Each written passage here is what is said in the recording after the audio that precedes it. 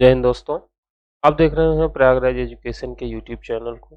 मित्रों, आज हम लोग पहाड़ी चित्रकला शैली को पढ़ेंगे। पहाड़ी चित्रकला शैली और पहाड़ी चित्रकला शैली की संपूर्ण विशेषताओं के साथ साथ इसके सभी प्रकारों को भी पढ़ेंगे। जैसे कि इसके प्रकार में हो गया गुलेर शैली, गुलेर के साथ आपका कांगड़ा और कांगड़ा के साथ चंबा और चंबा के साथ हम कह सकते हैं कुल्लू और कुल्लू के साथ गढ़वाल और बसौली। इन सभी उपशैलियों की विशेषताओं को भी पढ़ेंगे और ये किसके समय काल में सिद्ध थे, किसके समय काल में इनका विकास हुआ, साथ ही साथ इनके प्रमुख जो चित्रकार थे उनके बारे में भी पढ़ेंगे। तो शुरुआत करते हैं हम लोग पहाड़ी चित्रकला शैली से। पहाड़ी चित्रकला शैली शुरुआत में लोग इसको पहाड़ी चित्रकला शैली न कहकर हिमालय चित्रकला शैली या इसको तिब्बती चित्रकला शैली इत्यादि नामों से भी जानते थे, क्योंकि इसका प्रॉपर नेम नहीं था कोई कि ये पहाड़ी चित्रकला है। लोग इसको तिब्बती चित्रकला शैली के समरूप मानते थे, कुछ राजस्थानी चित्रकला के समरूप मानते थे। तो बाद में फिर इसको पहाड़ी चित्रकला शैली एक अपना प्रॉपर नाम मिल गया। इसके टाइम पीरियड की बात करें तो ये मूल रूप से 16वीं शताब्दी से लेकर के 19वीं शताब्दी तक खूब पला बढ़ा पहाड़ी चित्रकला शैली, और हम कह सकते हैं 19वीं शताब्दी इसका पीक रहा है। अगर इसमें हम देखें कि ये भारत के किन क्षेत्रों में इसका विकास रहा, तो ये मूल रूप से जम्मू और हिमाचल के क्षेत्रों में इनका विकास रहा है। कुछ कुछ उत्तराखंड में भी कह सकते हैं। तो यही मतलब दो चार स्टेट हैं जहाँ पे इसका विकास रहा है। इसकी उपशैलियों में तो हम लोगों ने देखा कि गुलेर हो गया, कांगड़ा हो गया, चंबा हो गया, कुल्लू हो गया, गढ़वाल हो गया और बसौली इसकी उपशैलियों में आते हैं।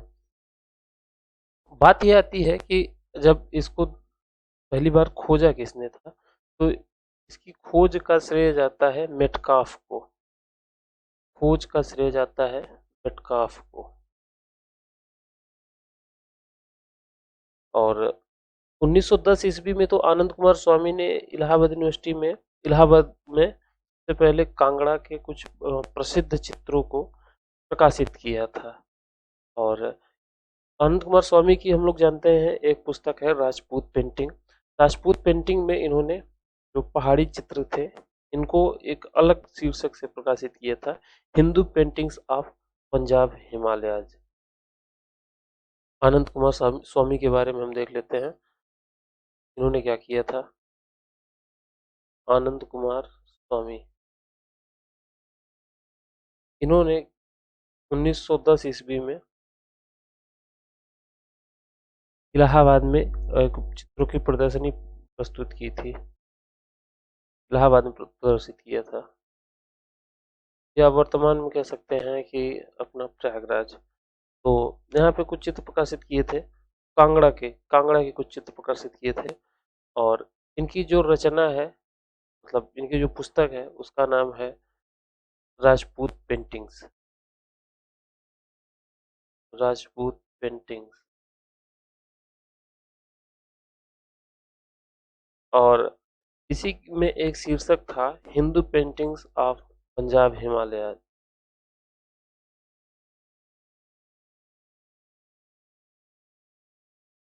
Painting of Punjab Himalaya.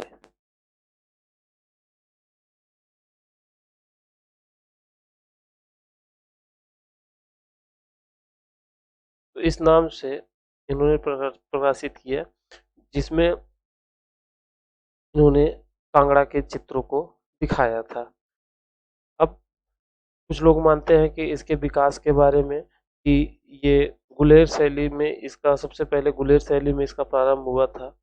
और कुछ लोग मानते हैं, जैसे कि एक विद्वान है पी.एन. गोस्वामी का मानना है कि इसका विकास गुलेर शैली से हुआ है। बी.एन. गोस्वामी का मानना है कि इसका विकास गुलेर शैली से हुआ है। और जबकि एक विद्वान है रंधावा का मानना है कि ये मुगल शैली से प्रभावित हुई का मानना है कि मुगल शैली से प्रभावित हुई है। तो कुल मिला के हमको ये समझ में आता है कि ये गुलेर शैली इसमें बहुत महत्वपूर्ण शैली रही है। गुलेर शैली से ही इसका विकास माना जाता है, लेकिन सर्वमान्य रहा है कि मुगल शैली से ही इसका विकास हुआ है। ये विचारधारा सर्वमान्य रही है। तो यहाँ से हम शुरू करते हैं गुलेर शैली के बारे में। गुलेर शैली गुलेर शैली के बारे में देखें तो गुलेर की स्थापना जो है वो हरिश्चंद्र ने किया था। गुलेर, इसकी स्थापना हरिश्चंद्र ने किया था।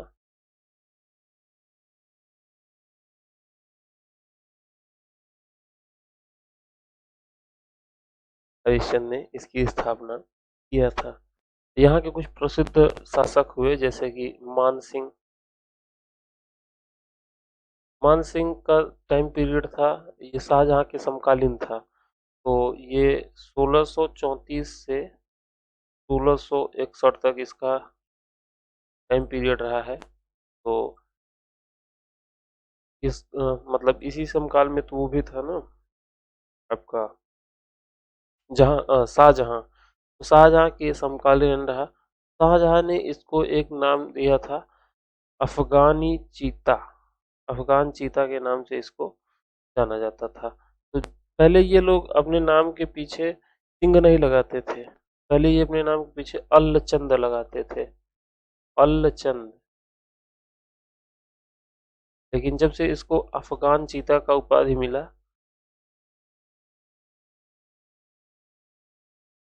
अफगान चीता का उपाधि मिला, तब से ये अपने नाम के पीछे सिंह लगाने लगे। फिर इसके जो भी शासक हुए, चाहे मान सिंह, चाहे इसके बाद के जो शासक हुए, वो सभी अपने नाम के पीछे सिंह लगाने लगे। मान सिंह, दिलीप सिंह, प्रकाश सिंह, गोवर्धन सिंह, विक्रम सिंह, ये सभी अपने नाम के पीछे सिंह लगाने लगे। तो चलिए थोड़ा थोड़ा इन लोगों के बारे में भी देख लेते हैं, जैसे कि गोवर्धन सिंह के बारे में। गोवर्धन सिंह,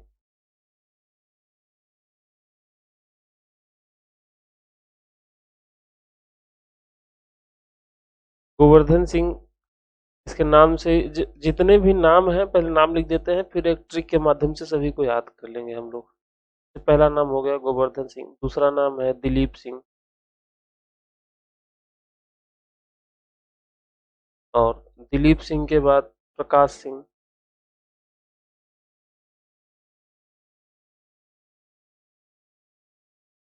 प्रकाश सिंह के बाद विक्रम सिंह।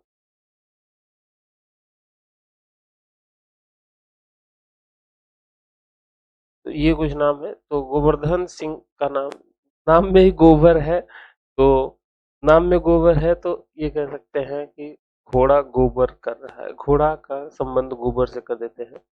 तो यहाँ से इसका कर देते हैं। इसके जो प्रमुख चित्र हैं वो है अश्व की सवारी का चित्र, अश्व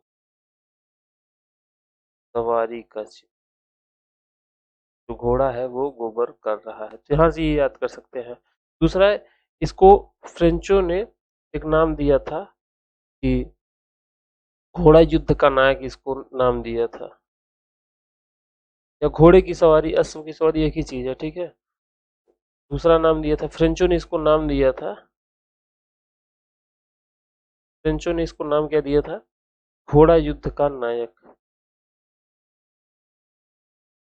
घोड़ा युद्ध का नायक, ये इसको नाम मिला था। इसके बाद आते हैं, देखिए तो गोबर से याद कर लीजिएगा अश्व घोड़ा। ठीक है। दूसरा नाम है दिलीप। दिलीप हम लोग जानते हैं कि राजा दिलीप मतलब भगवान राम के पूर्वज थे। तो यहाँ से हम लोग याद कर सकते हैं कि जब राजा दिलीप भगवान राम के पूर्वज थे तो इनके समय में जो रचना रची गई वो थी रामायण पे चित्रकारी। रामायण पे, क्योंकि भगवान राम का संबंध रामायण से है, रामायण पर चित्रकारी। इसके साथ तीसरा नाम बनता है प्रकाश। प्रकाश का संबंध आंख से है और आंख को नैन कहते हैं। तो इसके समय में नैन सिंह नामक प्रसिद्ध चित्रकार था। नैन सुख नामक प्रसिद्ध चित्रकार था। प्रकाश का संबंध आंख से ही देखेंगे प्रकाश को, तो इस तरीके से। अब विक्रम, हम लोग नाम सुनते आए हैं विक्रमादित्य, विक्रमाजीत। तो एक ऐसा नाम आता है भौकाली नाम। भौकाली नाम हाथी से चलेगा। तो यहाँ से हम कह सकते हैं जब भौकाली नाम है तो भौकाली काम भी रहेगा। इसके समय जो चित्र बना है हाथी पर सवार, हाथी पर बैठा हुआ है, ये वही चित्र है। तो हाथी पर बैठा हुआ,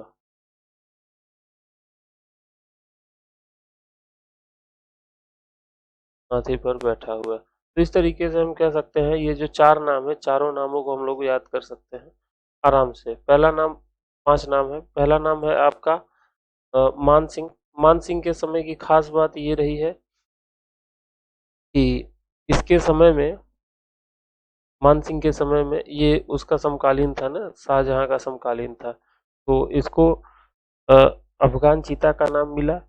तो अफगान चीता के नाम मिलने के साथ ही ये लोग अपने नाम के पीछे सिंह लगाने लगे। इसके पहले अल्लचंद लगाते थे।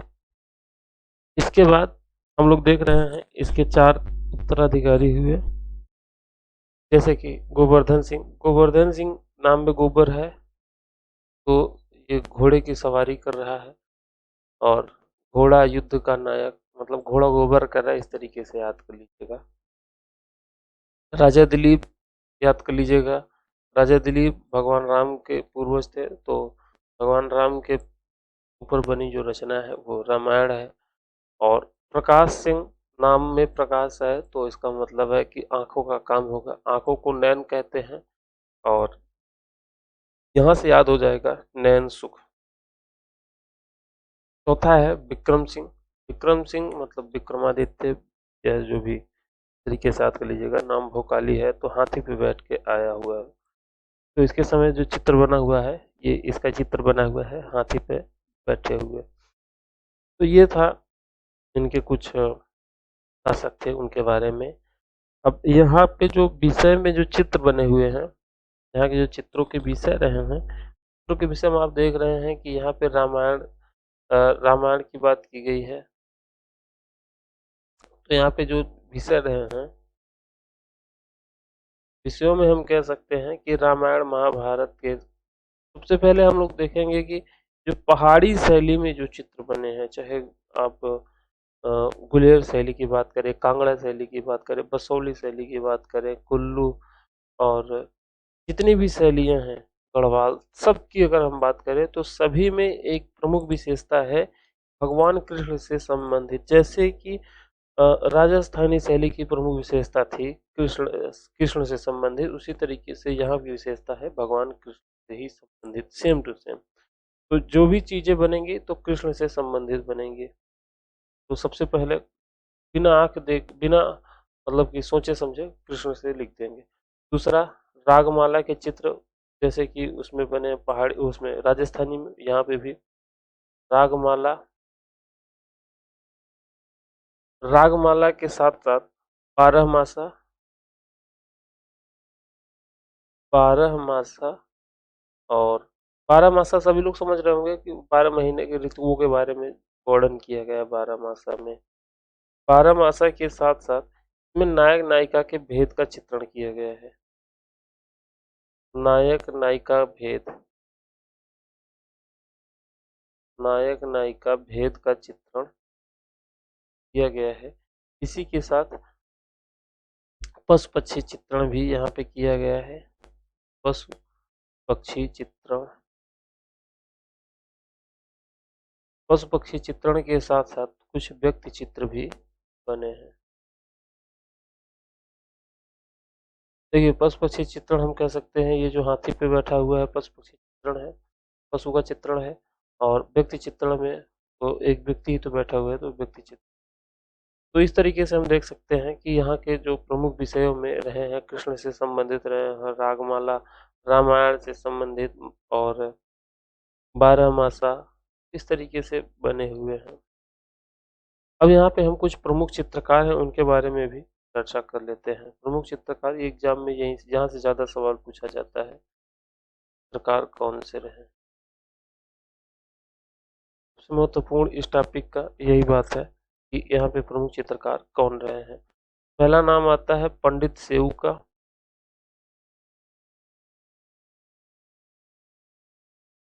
पंडित सेऊ का। दूसरा नाम आता है मानकू का, मानकू। और तीसरा नाम आपका आता है नैन सुख का।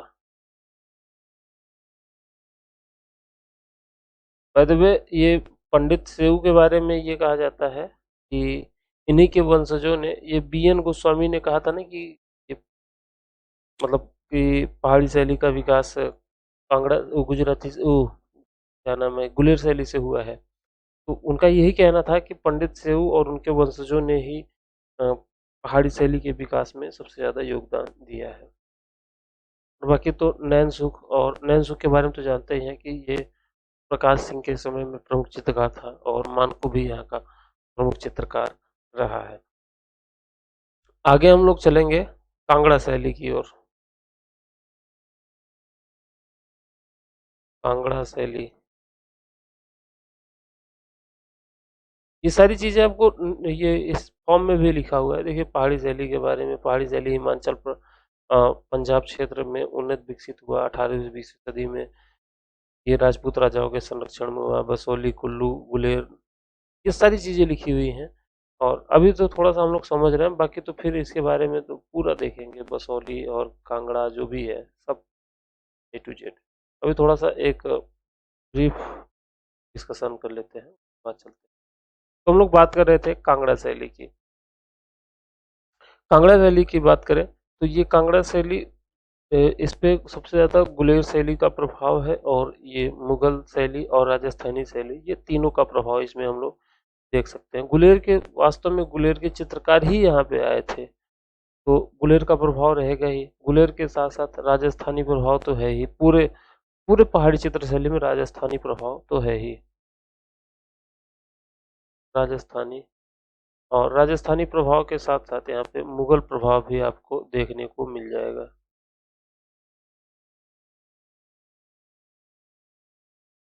तो यहाँ से हम कह सकते हैं कि यहाँ पे गुलेर, राजस्थानी, मुगल प्रभाव आपको देखने को मिल जाएगा, ये तीनों प्रभाव। यहाँ पे कांगड़ा शैली में एक ही नाम आता है संरक्षक का, वो आता है आपका संसार चंद। संरक्षक राजा, संरक्षक राजा का नाम आ जाए कांगड़ा शैली का, तो यहाँ पे एक ही नाम आएगा संसार चंद। संसार चंद के बारे में बात करें तो इसका टाइम पीरियड रहा था 1775 से लेकर के 1823 तक। 1775 से 1823 तक। लास्ट में इसके 2-3 साल बड़े खराब बीते थे, जब महाराजा रणजीत सिंह ने इसके ऊपर आक्रमण करके कांगड़ा को अपने राज्य में मिला लिया था। तो ये फिर बाद में 2-3 साल तक इधर उधर ढह ढह करता रहा, कहीं इस राज्य में स्थापना की, एक आध राज्य की स्थापना बाद में धीरे धीरे इसने किया था। बाद में ये 1823 में इसकी लीला समाप्त हो गई थी। लेकिन हाँ, इसके समय में कांगड़ा शैली अपने मतलब चरम पे थी, और इसी को वास्तविकता में कहा जा सकता है कि कांगड़ा शैली का प्रमुख संरक्षक, या मतलब कि ये कह सकते हैं कि सब कुछ यही था कांगड़ा शैली के लिए। ये पारखी भी था अपना, और ये थोड़ा उदार विचारधारा का था। अच्छा, पारखी था मतलब कि चित्रकला का पारखी होने के कारण इसको लोग इसको लोग हातिम के नाम से जानते थे, हातिम कहा करते थे, जानते नहीं थे, हातिम कहा करते थे। और इसके उदार प्रवृत्ति होने के कारण इसे रुस्तम कहा करते थे। लिख देते हैं, हातिम और दूसरा रुस्तम।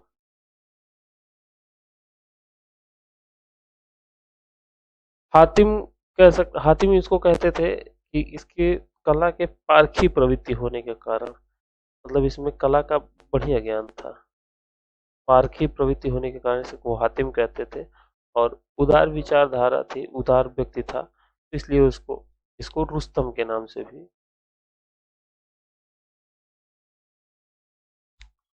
इसमें कांगड़ा शैली के प्रमुख विषयों की अगर हम बात करें, कांगड़ा शैली के प्रमुख विषयों की अगर हम बात करें तो एक मिनट रुकिए।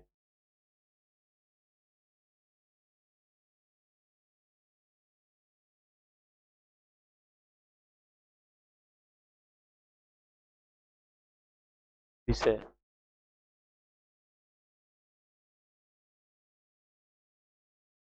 तो कांगड़ा शैली के प्रमुख विषयों में यहाँ पे रामायण, महाभारत और कृष्ण से संबंधित तो हमेशा ही रहेंगे।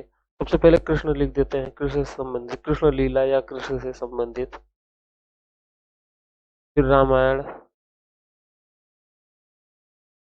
महाभारत, और यहाँ पे एक प्रमुख विशेषता रही है कि मतलब शिकार के चित्र या आखेट के चित्र खूब बने हैं। शिकार के चित्र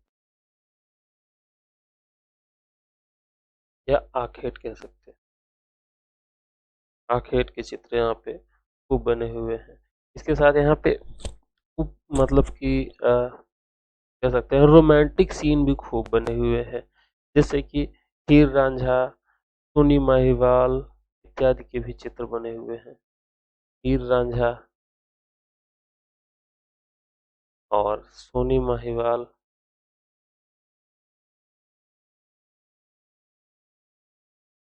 ये भी चित्र यहाँ पे बने हुए हैं। इसके साथ यहाँ पे कुछ प्रमुख विशेषताओं में देख लीजिए कि यहाँ पे सिकंदर का चित्र बना हुआ है और सिखों के 10 गुरुओं का चित्र बना हुआ है। सिखों के 10 गुरु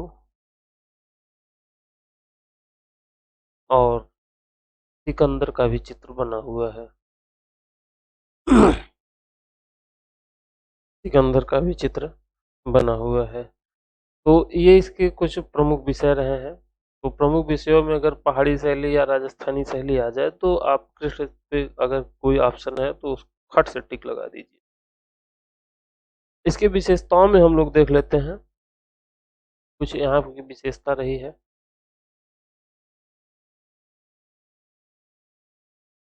विशेषताओं में देखिए, यहाँ पे मुगल शैली से प्रभावित रही है, तो मुगल शैली से प्रभावित होने के कारण यहाँ पे हाशिए का उपयोग होगा। हाशिया मुगल शैली की प्रमुख विशेषता थी। हाशिया मुगल शैली की प्रमुख विशेषता थी, लेकिन वहाँ से प्रभावित थी, तो हाशिए का उपयोग होने लगा था। हाशिए में ज़्यादातर लाल और पीले रंग का उपयोग किया जाता था। हम लोग देख रहे हैं कि सोनी माहिवाल, हीर रांझा के चित्र बने हैं और रसिक प्रिया का भी चित्रण किया गया है, तो ये कह सकते हैं पर रोमांटिक सीन खूब बने हुए हैं। और मतलब कृष्ण लीला भी बना हुआ है, रोमांटिक सीन खूब बने हुए हैं। रोमांटिक सीन के साथ साथ यहाँ पे नायक नायिका के भेद भी बने हुए, नायिका के भेद बने हुए, नायिका के 8 भेद बने हुए हैं। नायिका के 8 भेद बने हैं। तो ये यहाँ की कुछ प्रमुख विशेषता रही है कांगड़ा शैली के। अब इसके साथ हम लोग आगे चलते हैं बसोली या बसोहली शैली। बसौली और बसौली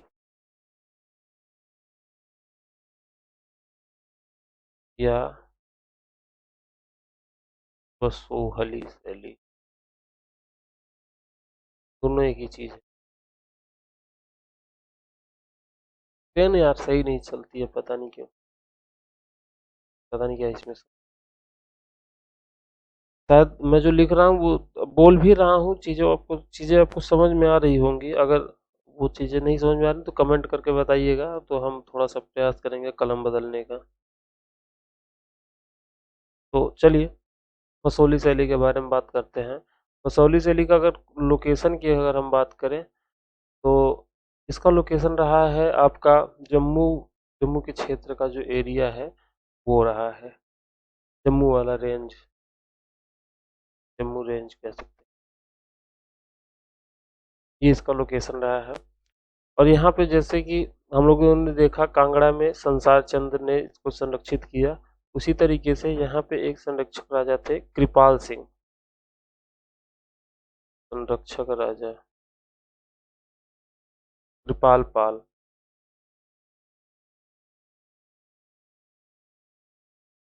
कृपाल पाल कृपाल पाल यहाँ का प्रमुख संरक्षक राजा रहा है। जैसा कि हम लोगों ने देखा कि कांगड़ा में संसार चंद का कांगड़ा में जो ओहदा था वही बसौली में आपका कृपाल पाल का ओहदा है। यहाँ पे एक प्रसिद्ध और बहुत उत्कृष्ट चित्र बना हुआ है, वो चित्र है गिरि गोवर्धन का उत्कृष्ट चित्र है ये चित्र गिरि गोवर्धन।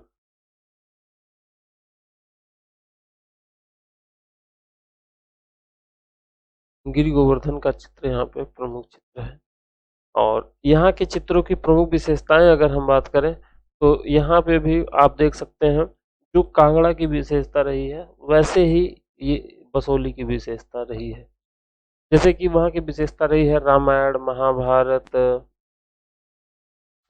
मतलब कि विषय विषय के बारे में बात करें तो जो वहाँ की विषय रही है वही यहाँ की विषय रही है। कृष्ण रामायण महाभारत शिकार रसिक प्रिया बारहमासा और गीत गोविंद ये सभी यहाँ के भी विषय रहे हैं, तो बार बार वही लिखने का कोई मतलब। और यहाँ की कुछ विशेषताओं में अगर हम देखें, यहाँ की कुछ प्रमुख विशेषताएं हैं जो कांगड़ा से अलग इसको बनाती हैं। विशेषता में अगर हम बात करें तो पहली विशेषता तो यही है कि यहाँ पे स्त्रियों के चित्र पुरुषों के समान ओजपूर्ण बने हुए हैं। स्त्रियों के चित्र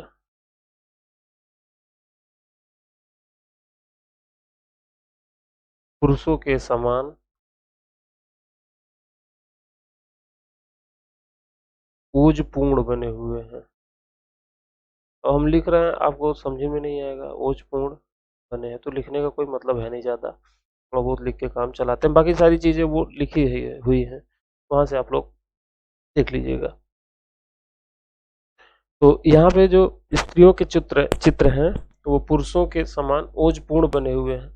और स्त्रियों में जो महिलाएं बाल मतलब रखी हुई हैं, बाल बांधी हुई हैं, तो बाल पीछे खुले हुए हैं, बाल पीछे खुले हुए हैं। और जो अभी देखते हैं फैशन में लड़कियां चार छह बाल आगे रखती हैं माथे पे, उस समय के चित्रों में भी ये बसौली के चित्रों की विशेषताओं में ये भी है कि महिलाएं दो चार बाल आगे किया करती थी, जिसे लट कहते हैं। यहाँ पे कुछ प्रमुख रंगों के बारे में चर्चा किया गया है जिनका उपयोग ये प्रतीकात्मक रूप से किया करते थे। हम कह सकते हैं प्रतीकात्मक रंग, प्रतीकात्मक रंग। प्रतीकात्मक रंगों में हम देख सकते हैं कि यहाँ पे लाल पीला नीला काला इत्यादि रंगों का प्रयोग हुआ है। तो लाल रंग किसका प्रतीक था? प्रेम का। लाल रंग प्रेम का प्रतीक था। इसी के साथ पीला रंग प्रेम का ज्वर, प्रेम का ज्वर। और नीला रंग कृष्ण का प्रतीक था,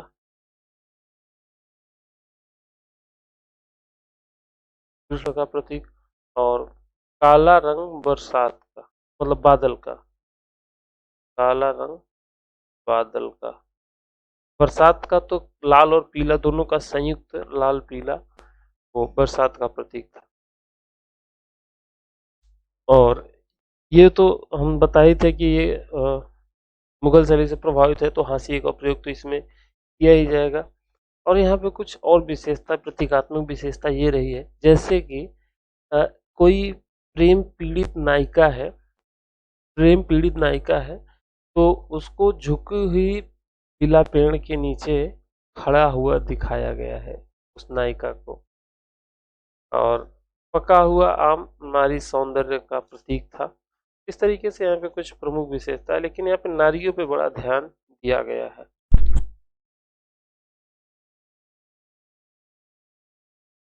आगे चले हम लोग कुल्लू के बारे में बात करें। बाकी अब छोटे छोटे हैं, कुल्लू, चंबा और गढ़वाल, ये 5 मिनट में हो जाएगा। कुल्लू शैली, कुल्लू शैली के बारे में बात करें तो इसका जो टाइम पीरियड है वो 17वीं या 18वीं शताब्दी मान सकते हैं। ज्यादातर लोग इसको 17वीं शताब्दी मानते हैं, 18वीं या 17वीं शताब्दी। यहाँ की प्रमुख विशेषता में रही है महिलाओं को, यहाँ का प्रतीक ही रहा है, अपनी निजी विशेषता ही रही है कि महिलाओं को पतंग और कबूतर उड़ाते हुए दिखाना। महिलाओं को पतंग व कबूतर उड़ाते हुए दिखाना।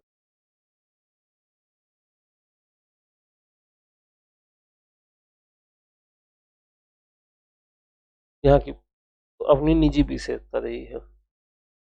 और यहाँ पे कुछ 2 चित्रकार हुए हैं प्रसिद्ध चित्रकार, सजनू और भगवान।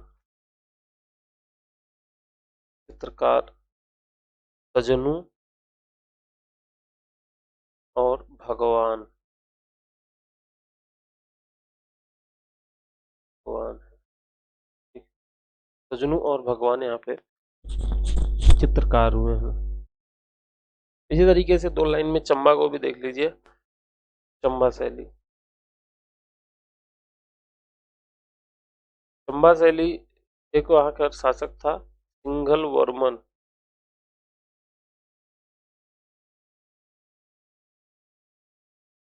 सिंघल वर्मन ने एक बिटिया थी, लड़की का नाम था चंपावती। अपनी लड़की के नाम पे ही ने का नाम रखा था चंपा, चंबा। इसकी पुत्री थी चंपावती। अब किसी का नाम रख दें तो ध्यान ले लेगी। चंपावती के नाम पे चंबा नाम पड़ा। और यहाँ पे चंबा के रुमाल बहुत प्रसिद्ध हैं। चंबा के रुमाल जो हैं वो बहुत प्रसिद्ध हैं। यहाँ पे जो प्रमुख चित्रकार हैं लेहरू और निक्कू, चित्रकार में लेहरू और निक्कू।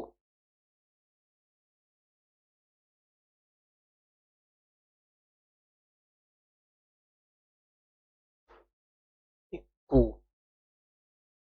ये चित्रकार हैं, और इसके बारे में और कुछ भी नहीं जानना है। इसी के साथ है एक 2 लाइन में गढ़वाल देख लीजिए। गढ़वाल शैली का नाम आ जाए तो यहाँ पे एक ही चित्रकार है, उसी से सब कुछ पूछा जाता है, मूलाराम।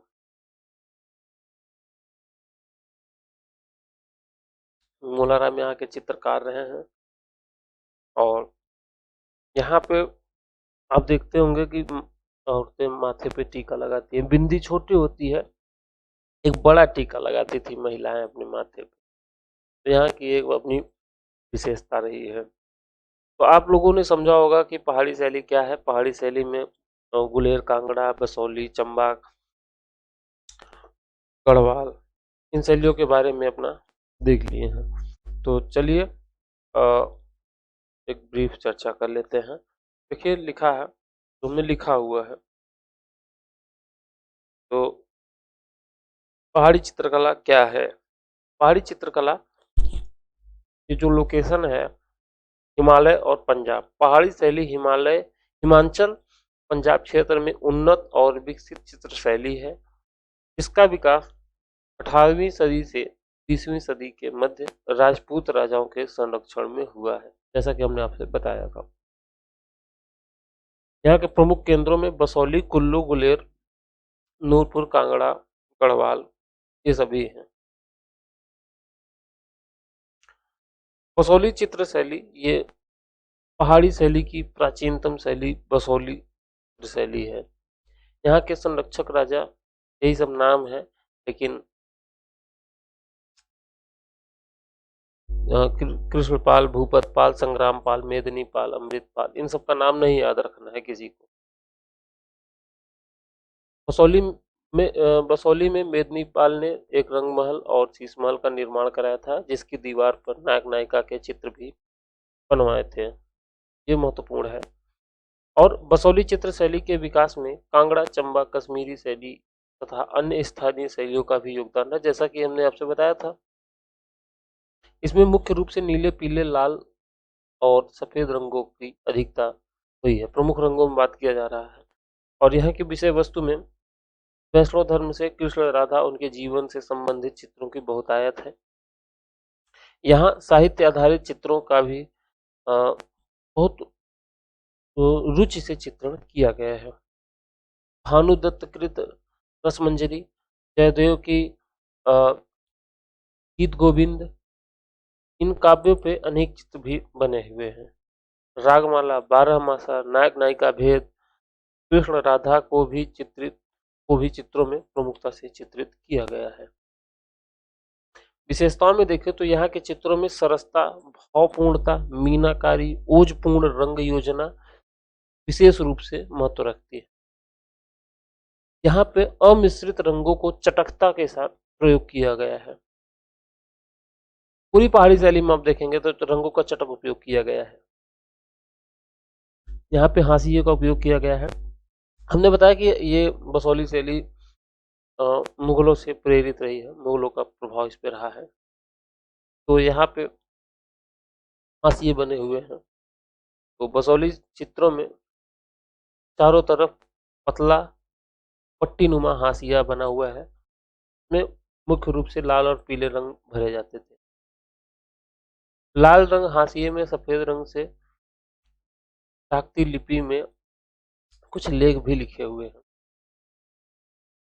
टाकरी लिपि में। और यहाँ पर कुछ प्रकृति चित्रण किए गए हैं।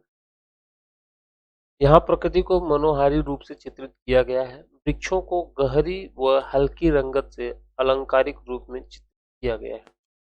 चित्रों में प्रकृति के साथ साथ अन्य चीजों का भी चित्रण, जैसे वहाँ के पशु पक्षियों और हाथी घोड़ा यहाँ पे लिखा नहीं गया है, इनका भी चित्रण किया गया है। अब बात करते हैं कांगड़ा शैली की। कांगड़ा शैली में कटोच राजवंश का शासन था।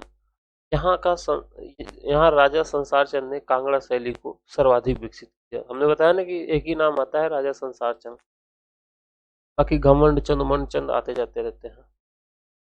संरक्षक राजाओं में राजा संसार चंद, घमंड चंद इत्यादि हैं। वाचस्पति गैरोला ने लिखा है कि कांगड़ा शैली के भित्ति चित्रों के छोटे रूप हैं।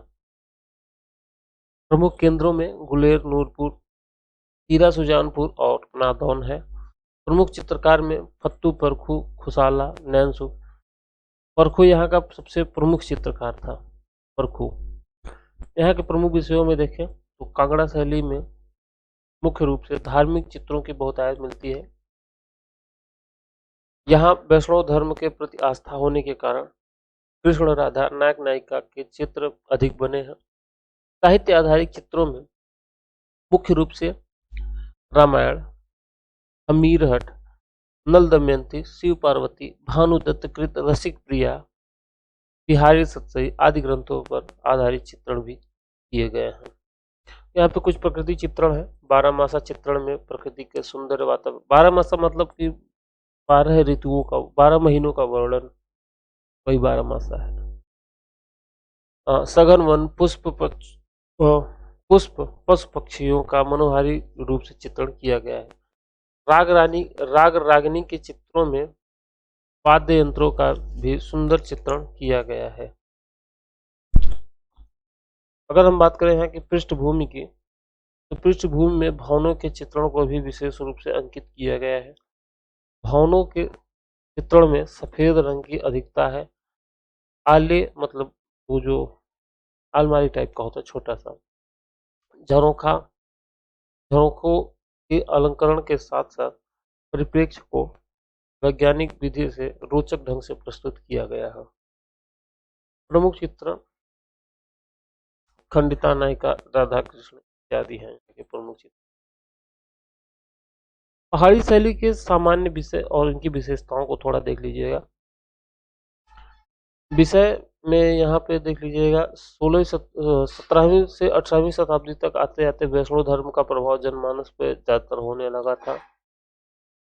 तत्कालिक कवियों और चित्रकारों ने, जैसे मीरा उरा थी तो इसी समय की थी, चित्रकारों ने भी कृष्ण को नायक के रूप में और राधा को नायिका के रूप में अपनी रचनाओं में स्थान देने लगे थे। नायक नायिका भेद क्या है? भानुनृत्य की रचना है रसमंजरी। रसमंजरी पर आधारित नायक नायिका भेद को पहाड़ी शैली में श्रृंगारिक रूप में आदर्श प्रेमी युगल के रूप में प्रस्तुत किया गया। 12 मासा और रागमाला, तो विभिन्न ऋतुओं 12 महीनों को उनकी विशेषताओं के साथ साथ अभिव्यक्त प्रदान की गई थी, वही 12 मासा और रागमाला था। यहाँ पे कुछ धार्मिक चित्रण किए गए हैं, वो जानते ही हैं। कृष्ण से संबंधित कृष्ण भक्ति के साथ साथ भागवत पुराण, रामायण, दुर्गा सप्तशती, रुक्मिणी मंगल आदि विषयों को धार्मिक चित्र के रूप में प्रस्तुत किया गया है। कुछ दरबारी भी थे, दरबारी चित्र। दरबारी चित्रों में, इन चित्रों में शिकार दृश्य, दरबार दृश्य, दरबार उत्सव, राजशाही व्यक्ति चित्रण और रानियों के अंतःपुर के चित्रण विशेष रूप से स्थान रखते हैं। पशु पक्षी चित्रण में नायक नायिका के साथ साथ सहचर के रूप में पशु पक्षियों को सूक्ष्मता व सजीवता के साथ अंकित किया गया है। विशेषताएं क्या है? मानव आकृतियों के अंकन में ये सबसे प्रमुख विशेषता है, मतलब सबसे मेन पॉइंट है, या कांगड़ा मतलब कि राजस्थानी ये पहाड़ी शैली की, तो थोड़ा ध्यान से रखिएगा। मानव आकृतियों के अंकन में चित्रों को कोमलता, सरलता, भावात्मकता का अनुपम प्रभाव है।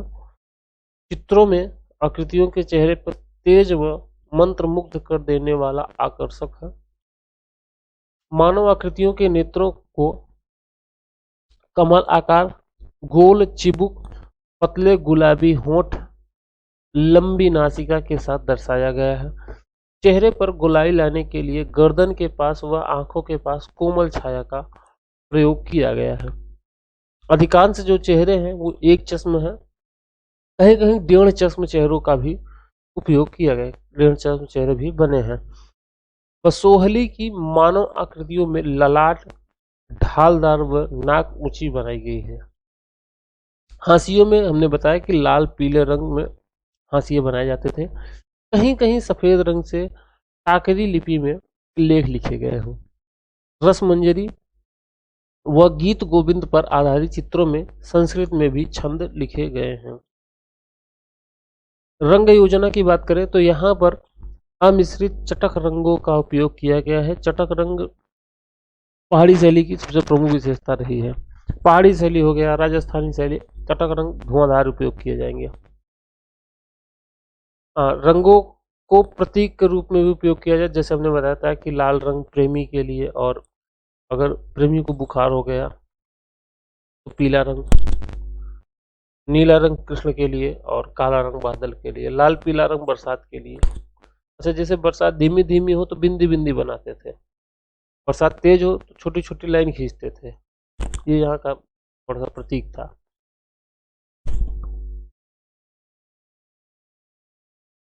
रंगों को प्रतीक के रूप में प्रयोग कर रहस्य में आध्यात्मिकता का संयुक्त प्रभाव दर्शाया गया है।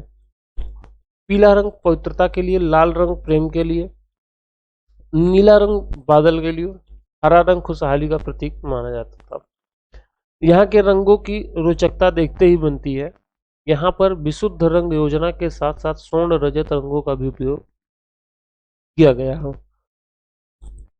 राजस्थानी शैली में भी स्वर्ण रंगों का उपयोग किया गया है। ठीक, भवन व प्रकृति, यहाँ भवनों को सफेद रंग से, स्तंभों को आकर्षण युक्त गुंबदों, झरोखों, छज्जों के साथ साथ चित्रित किया गया है। वहीं भवनों में परिप्रेक्ष्य का नैतिक प्रभाव भी प्रदर्शित किया गया है। प्रकृति में अलग अलग प्रजातियों के वृक्षों को अलंकारिक योजना के साथ साथ प्रस्तुत किया गया है। वहीं बादलों को घनघोर दर्शाया गया है। क्षितिज रेखा को थोड़ा ऊपर बनाकर मैदान व प्रकृति को अधिक दर्शाया गया है। परिधान में यहाँ की बात करें, जैसे वस्त्र पहनते थे या अपना गहना गुड़िया। पुरुषों को मुगलिया प्रभाव वाला घेरदार जामा, पीछे झुकी पगड़ी पहने चित्रित किया गया है। वहीं स्त्रियों में लंबे सूथन चोली व लहंगे पहने दिखाया गया है। कृष्ण को पीताम्बर, अच्छा, पहाड़ी शैली राजस्थानी शैली में महिलाओं का चित्रण किया गया है, लेकिन मुगल शैली में महिलाओं का चित्रण नहीं किया। अच्छा, उसमें करेंगे क्या? महिलाओं का चित्रण क्या करेंगे आप बताइए? बुर्का पहने एक धोख खड़ा कर देंगे, वही है महिलाओं का चित्रण। तो वो मुगल मुगल शैली में तो ऐसा कुछ होना ही नहीं था, इसलिए किए ही नहीं, ठीक किए नहीं किए, नहीं तो वही धोख दिखता आपको। तो हम बात कर रहे थे, कृष्ण को पीताम्बर पीली धोती पहने मोर पंख वाला मुकुट लगाए चित्रित किया गया है। कृष्ण के गले व बाहों पर मोतियों के आभूषण चित्रित हैं। कपड़ों को अत्यंत कोमलता यथार्थपरक फरहान के साथ अंकित किया गया है। वाद्य यंत्र की बात करें तो राग रागिनी के चित्रण की अधिकता से वाद्य यंत्रों का चित्र भी खूब हुआ है। तंबूरा, ढोलक, मृदंग, मजीरा, वीणा, सितार आदि वाद्य यंत्रों को बहुत ही बारीकी से चित्रित किया गया है। इस प्रकार पहाड़ी शैली के में कलाकारों ने सुकोमल रेखाओं और चमकदार रंगों के द्वारा प्राकृतिक सुरम्य वातावरण के साथ साथ अलौकिक प्रेम की भावाभिव्यक्ति को श्रेष्ठता के साथ प्रदर्शित किया है। तो यहीं से पहाड़ी शैली समाप्त होती है। जितना हमसे बन पाया हमने अपने पूरा एफर्ट लगा दिया है आपको बताने में। अब देख लीजिए आपको कैसा लगा। अगर अच्छा लगा तो लाइक कर दीजिएगा, थोड़ा सा कमेंट में बता दीजिएगा कि इसमें क्या कर सकते हैं हम, और अपना सुझाव जरूर दीजिएगा कमेंट में। आप लोग कमेंट नहीं करते हैं भाई, तो कमेंट कर दीजिएगा। और अभी तक जिन्होंने चैनल को सब्सक्राइब नहीं किया है तो कर लो, थोड़ा शर्म करो यार, चैनल को सब्सक्राइब कर लो। मिलते हैं फिर अगले वीडियो में, अपना ख्याल रखिए। अगले वीडियो में हम लोग प्रश्नों को सॉल्व करेंगे, ठीक है। अब ज़्यादा 100 प्रश्नों को अब हम लोग सॉल्व कर रहे हैं तो जल्दी से चीज़ें समाप्त हो जाएंगी। चलिए फिर मिलते हैं अगले वीडियो में, तब तक के लिए बाय बाय, जय हिंद।